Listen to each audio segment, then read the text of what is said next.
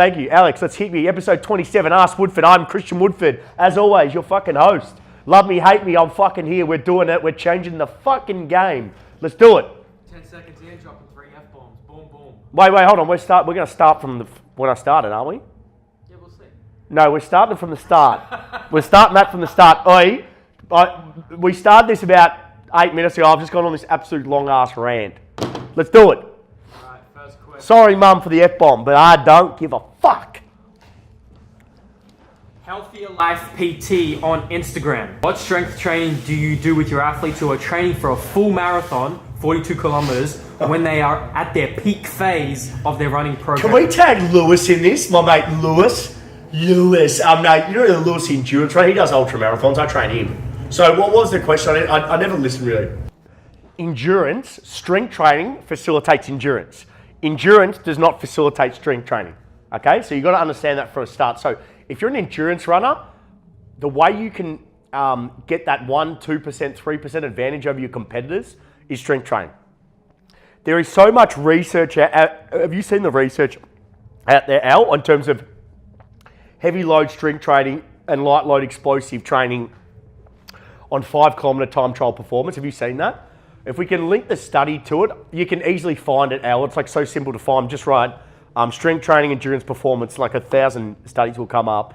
And what they found was a lot of these researchers are finding that by strength training, but it's a certain type of strength training that's so important for these athletes, these endurance athletes. It is obviously heavier load, low repetition. It's not the volume. What are you doing? It's not the volume training that you'd get normally traditional bodybuilders would complete. In terms of high volume, lower intensity training. This is high intensity, so heavier load, lower reps.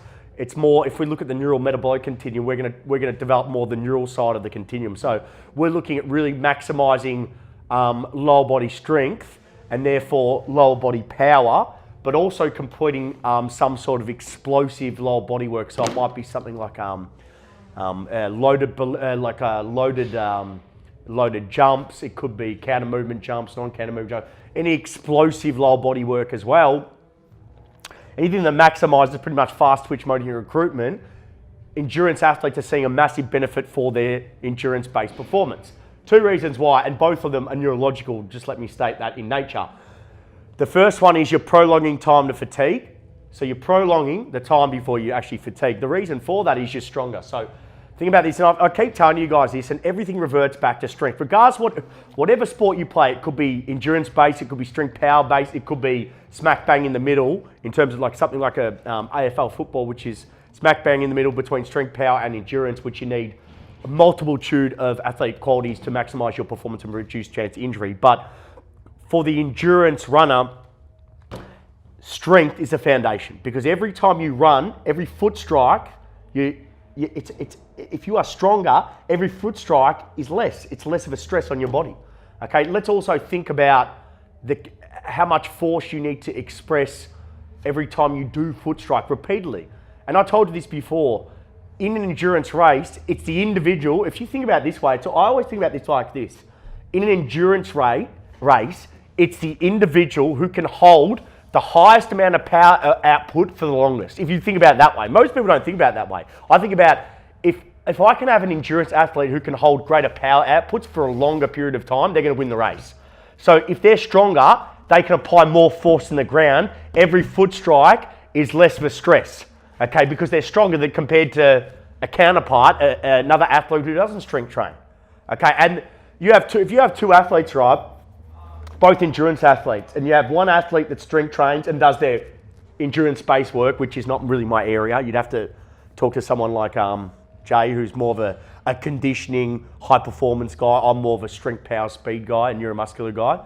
But if you look at athlete A and B, and athlete A does some sort of heavy load, max strength, line load, explosive work, and does his endurance stuff as well, which is the main focus. So let's say they do, for argument's sake, they do their movement prep, their SMR, the mobility activation, and then they do 2 sessions per week that focuses on those qualities I talked about. That's athlete A, and then athlete B just does his traditional endurance-based work, and they fear strength training out to get it too big and bulky, and strength training will slow me down, or strength training will decrease my aerobic capacity. You know what I mean? Like stupid shit like that.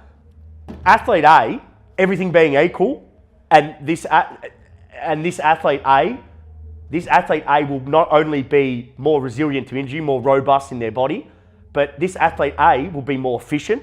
So when he runs and he expends calories, he's more efficient when he runs. So not only is prolonging time to fatigue, he's improving what we call running economy, which is when you expending calories, you're more efficient. Everything's about efficiency. So if you're more efficient, you're not going to tire as easily. You're going to maintain your form. If you maintain your form, you're going to run quicker, aren't you? That's how I look at it. It's a domino effect. So that's how I would do it. So I'm about 3/4 through my exercise science at VU. Oh! And I'm stuck. I'm stuck with what to do next. What do you think is the best thing to do post-uni to be successful in this industry? Whether it be go overseas, keep studying, jobs to apply for, etc. Shall I read that one out again? Yeah, can you say it again? Jesus. Get out of Australia probably. That'd be my first thing would be go. He's obviously a young kid. You know, he's probably a young fella, I'm guessing. Did he give his age? No. So he's young, I'm guessing. Experience life. I think that's a big one that helped me. Like I was a young, very young boy at probably 22, 23. I'm still young at the head, obviously how I act, but I'd like to enjoy life. I think that my biggest thing was when I went to America and I went overseas, it gave me perspective on what I really wanted to get out of this industry. So my advice to this young guy is go overseas. That's the first thing. Experience different cultures. Just develop as an individual. And then while you're there, my advice would be do an internship at either, if you go to America, maybe a college. That'd be probably my biggest piece of advice. Obviously, it helped my career immensely.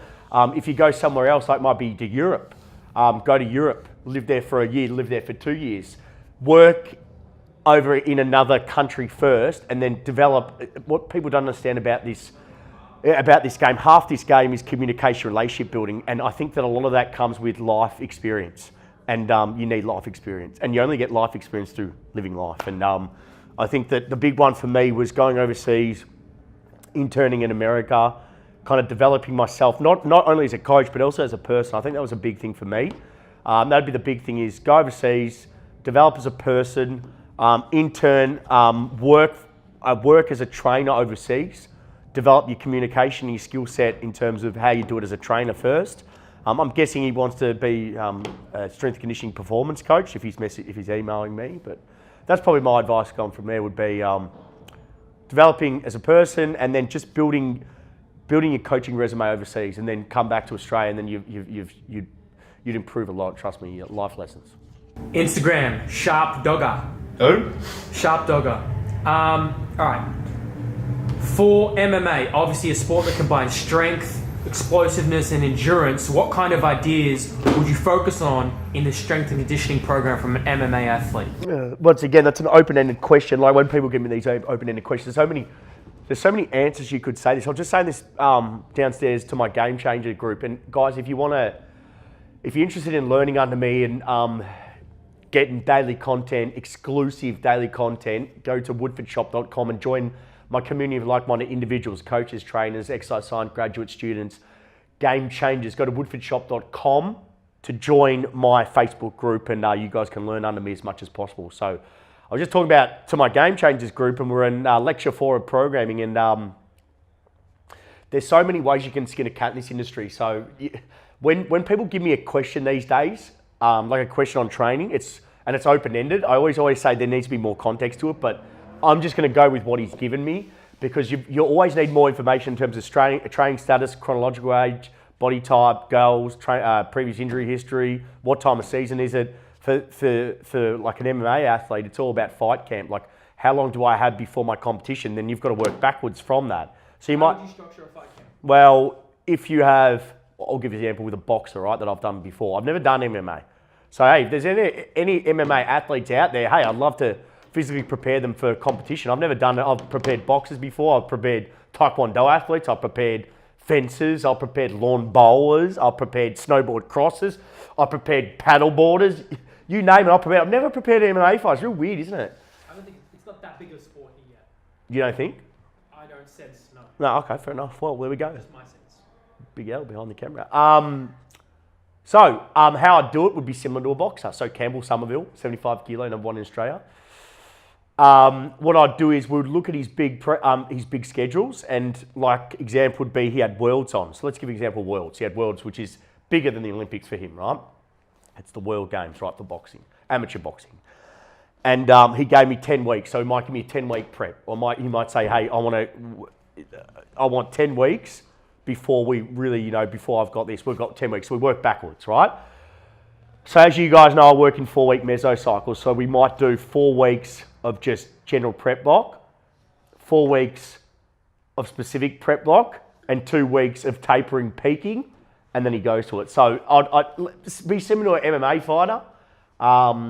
Everything would be geared towards what they need. Now remember, with an MMA fighter or a boxer or a taekwondo like Bay Lewis, you got to be careful about their weight. So for Campbell, all my athletes are like 100% with their weight. They know how much they need to cut before they actually go to competition. So Campbell and Bailey would have it down to a science.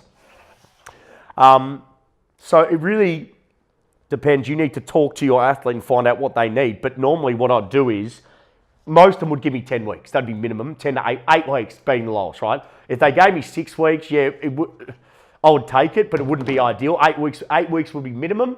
12 weeks. What? See you, Bailey. 8 weeks would be minimum. 12 weeks would be ideal.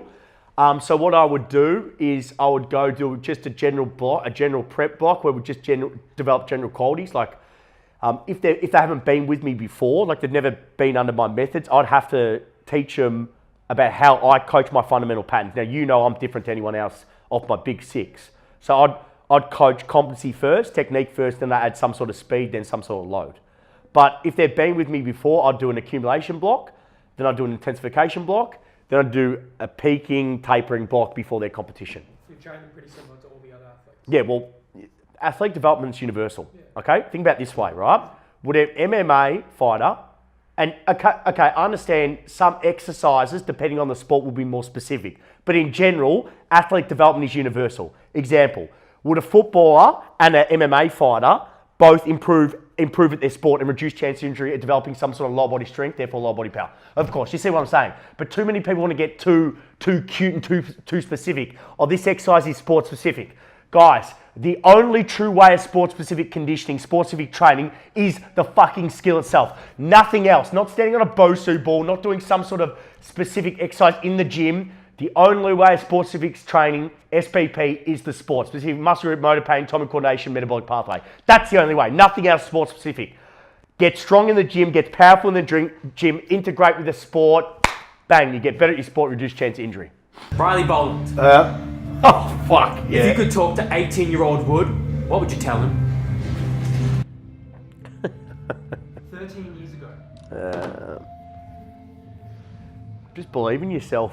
Just have the courage and your conviction to fucking just go for it, man. Just fucking do everything you can to reach your goals. Don't worry about what anyone thinks of you. Just fucking go at it and just be hungry and work your ass off, because it's not going to happen overnight. Be patient. Patient is something that I've never been, and I think I'm starting to learn that as I get older. Patience is the key to victory. Lay a strong foundation. What? I like that one. Patience is the key to victory. It is, man. It is. I'm starting to learn that. It won't happen overnight. It might not happen in a month. But here's the thing, right, Al? So I'm going to tweet that. Hold on. You better quote me in that, though. And Keep going.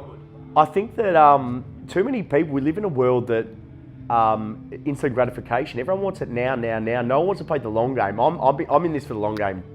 I'm not here for next year. I'm not here in 5 years' time, 10 years' time. I'm here for legacy. I'm here for 20 years' time, Al. I'm here for when I'm 50 and I'm fucking old and I've got kids and hopefully 2 boys. And I'm here for the long game, man. And you've got to play the long game. If you want to be in this industry, don't worry about... Everyone wants that. You know what it is, Al? People have got warped views of this industry because of these Insta famous people who fucking... they rent out Lamborghinis and they're sitting on their, it's like, what do they call themselves? Fitness entrepreneurs, and it's all about, no, fitness entrepreneurs they call themselves, right? And they're driving Ferraris and big cars, and people think it's like that. And that the issue why the industry is so fucked is because of that, Al. I'm being serious, man. It's all about that shit. And yeah, I think we just live in this industry, especially fucked because people want that lifestyle where it's like, I want to do nothing, make all this money, go to nightclubs, pop bottles with hot women, drive fast cars, have a real good shoe collection. It's just fucking retarded, like. And I just think that people don't want to play the long game. You don't want to, and I used to call it, and I keep saying this to you, and I sound like a broken record, I say with my athletes, but if it galvanizes what I mean, and I want you guys to understand that short-term pain, long-term gain, short-term pain, long-term gain, short-term pain, long-term gain.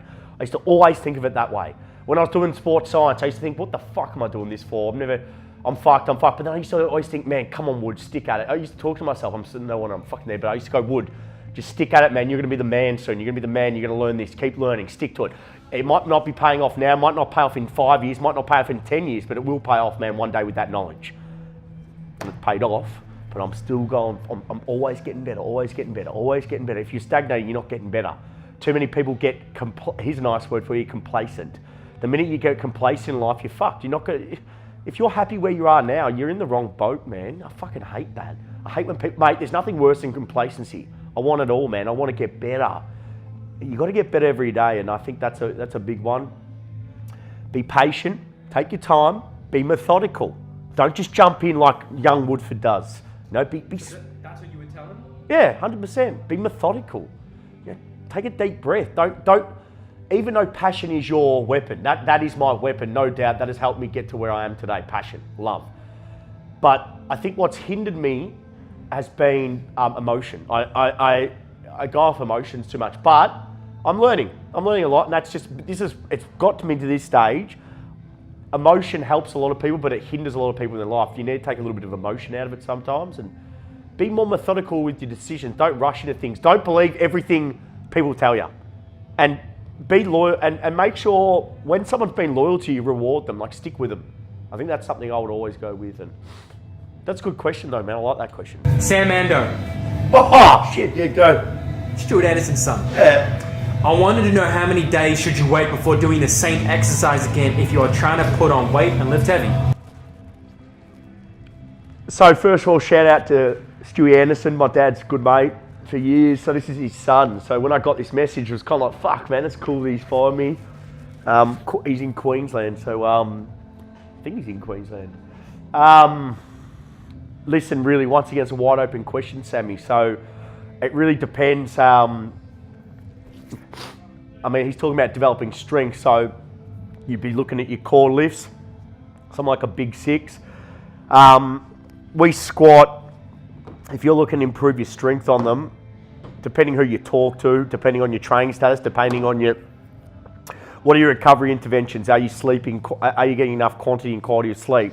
Are you getting enough carbohydrate? Like, there's so many. Do you understand what I'm saying? There's so many factors to this in terms of neuromuscular fatigue or recovery. But here's the thing: if you want to lift heavy, my suggestion is always give 2 days recovery in between. Before doing the same exercise. Once again, okay. Well, it's going to depend.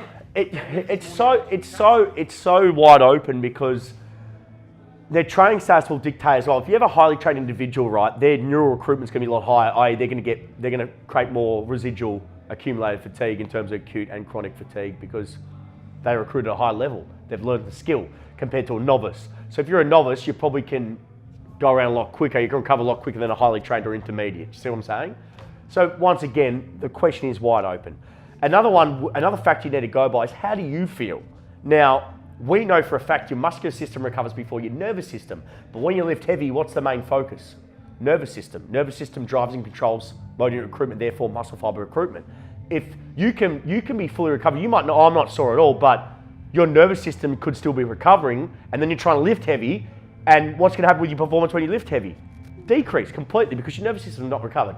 Number one factor with nervous system is I'd go off motivation and how you feel. Like, how do you feel? Not soreness, is how do you feel? Are you motivated? Do you want to be there? Do you feel up and about? Are you talking like you jacked up? You know what I mean? Like that's what I would go off. That's a big one. So This is where I talk to a lot of people, and I start saying, if you're in the private sector and you see an athlete, you might see them twice in a week. Fuck, man, that's 2 hours in a week. What are they doing on the outside of those, whatever, out of how many hours in a week? 24, 48, a shitload of hours in the week. What are they doing on the outside of training to maximise the adaptations they get with you? But moreover, I told you before, you don't adapt in the gym, you adapt with the proper rest recovery. So if you don't eat, you don't sleep, you don't drink enough fluids in terms of water, in terms of any fluids, you're not going to recover, you're not going to adapt, you're not going to get stronger, you're not going to get more powerful. This is where educating the athlete on, hey, what are you doing on the outside? Start to understand your body a lot better. Start to understand, okay, well, if I'm sore, if I feel unmotivated, if I feel I'm very down at the moment, I don't feel up and about. Well, instead of doing that heavy load session, let's auto-regulate and let's do a lighter session, or let's do a mobility session, or let's do a yoga session, or let's do a pool recovery, or let's do some, see what I'm saying? You need to start understanding your body better. You need to start understanding recovery and how it affects adaptation, and how it affects your body, how it affects movement and everything. This is where, man, understanding how I'd give them a checklist. You give them a list, and it might be 30 points if you sleep over 8 hours and it's uninterrupted. And you need to get to 100 points. 10 points might be eating straight after the game. 10 points might be stretching. This is where what I would do is I'd give them a wellness questionnaire, and I'd give them like, they've got to hit 100 points in terms of that week. So they've got to hit 100 points. 100 points would be or 50 points in a day or something like that, where they've got to hit certain points. So you have to hit 100 points, 80 points, whatever the fuck it is. But at least then you know they've got a sheet where they can see, fuck. And more points would be something like for sleep, more points would be like protein, carbohydrate, nutritional intake.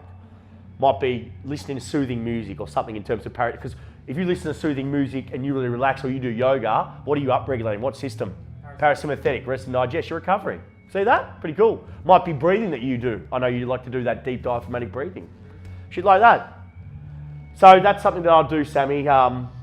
Once again, it's very wide open. The thing about this industry, and I said this to my Game Changers group before, there's many ways you can get to your goal in this industry. Many ways you can program, many ways you can get your goal. It's always wide open. It always is context, and it always depends. Guys, that is episode 27 of Ask Woodford. As always, thanks to my producer, Alex Sandelis. So thanks always to you guys for watching, because without you guys, there would be no show. And as always, guys, I love every single one of you for supporting me. I love every one of you guys for supporting Woodford. This is a fantastic, what's my love for what I do. I do it with passion. I do it with love. Hopefully you guys learn a lot off me. Guys, if you're in Queensland, we still have tickets to our Queensland workshop very soon. Go to woodfordshop.com. We have tickets to our Warrnambool, our country workshop. Go to woodfordshop.com. We're doing a shitload of workshops. And guys, if you're in Melbourne, Victoria, we will be announcing a few workshops, because I keep getting messages about this. Don't worry, we'll be announcing in the next few weeks. So if you guys in Victoria, for the only time this year, I'll probably do 2 or 3. Guys, get to it. Trust me, woodfordshop.com very soon. As always, I am your host, Christian Woodford, and I'll see you for episode 28 of Ask Woodford next week.